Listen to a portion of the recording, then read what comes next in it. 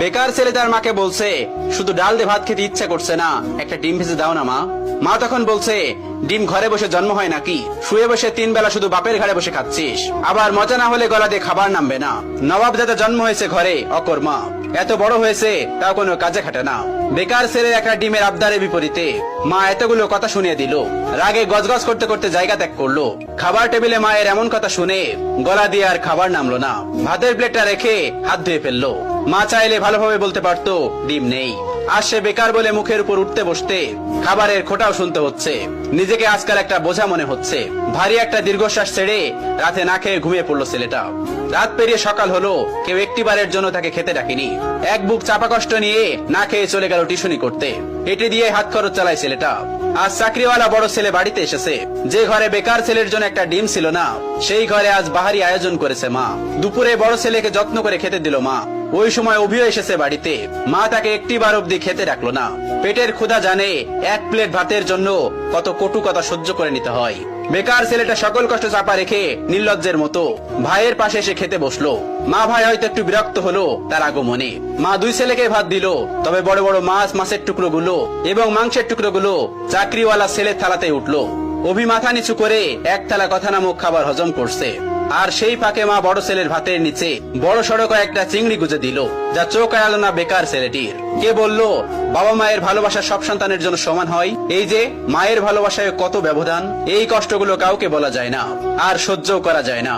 আজ তারও একটা চাকরি হলে মা তাকেও নিশ্চয়ই এভাবে এক্সট্রা খাতির যত্ন করত। কথায় কথায় মন্দ বলতো না। হঠাৎ চোখের কোনায় 2 ফোঁটা জল চিকচিক করছে ছেলেটার। সাথে সাথে খুব গোপনে তা লুকিয়ে প্লেটের ভাতগুলো চুপচাপ খেয়ে নিল। বিষণ্ণ মনটা নিয়ে শুয়েছে ছেলেটা কিছুক্ষণ। এরই মধ্যে মুঠোফোনটা বেজে উঠলো। তার প্রিয় মানুষটি ফোন দিয়েছে। তার প্রিয় মানুষটির ফোনের নামটা দেখে অভির মুখে হাসি ফুটে উঠলো। রিসিভ করার সাথে সাথে তার প্রিয় মানুষটি ব্যস্ত কণ্ঠে বলল, অভি, তোমার সাথে বিকাল 4টায় আমি দেখা করতে চাচ্ছি। আমি নদীর পাড়ে অপেক্ষা করছি তোমার জন্য। তুমি তাড়াতাড়ি চলে এসো, জরুরি কথা আছে। অভির হাসি মুখটা চুপসে গেল এক নিমিষেই। পকেটটা একেবারে শূন্য। টিউশনির টাকা পেতে এখনো 10 দিনের মতো লাগবে। নিজের কাছে গাড়ি ভাড়াটাও নেই। তবুও মৃত্যু হেসে তার প্রিয় মানুষটাকে বলল, ঠিক আছে, আমি আসছি। অভি সাথে সাথে রেডি হয়ে নিল। ভয়ে ভয়ে বাবার রুমে গিয়ে ভীতু কণ্ঠে বলল, আব্বা। বাবা তখন বললেন, হ কন সাহেব, গায়ে বাতাস লাগাতে যাচ্ছেন বুঝি? বাবার ঠেস মারা কথা গায়ে মাখলো না অভি, বরং অনুনয় করে বলল, আমাকে 100 টাকা দিবেন আব্বা, খুব আর্জেন্ট দরকার। বাবা তখন বলল, টাকা তো আর গাছে ধরে না যে তোকে ছিঁড়ে ছিঁড়ে দিব। নিজে কামাই করতে পারিস না? মানুষের ছোট ছোট পোলাপানো কত টাকা কামাই, পুরো সংসার চালাই, আর এত বড় দামড়া হয়েও বাপের কাছে টাকা চাও? এই লজ্জা করে না তোর? তুই সারাদিন গায়ে বাতাস লাগাই বেড়াবি, আর প্রত্যেকদিন তোর আমি টাকা দিব? অনেক তো বসায় বসায় খাওয়াইছি, আর না। তুই আমার সোজা সাপটা কথা শোন, আমি তো এত পকেট খরচ দিতে পারবো না। এখন থেকে নিজে নিজে ইনকাম করে খা, আর তা না পারলে আমার ঘর থেকে বাইর হয়ে যা। এত ঝামেলা আমার সহ্য হয় না, তুই আমার চোখের সামনে থেকে দূর হ।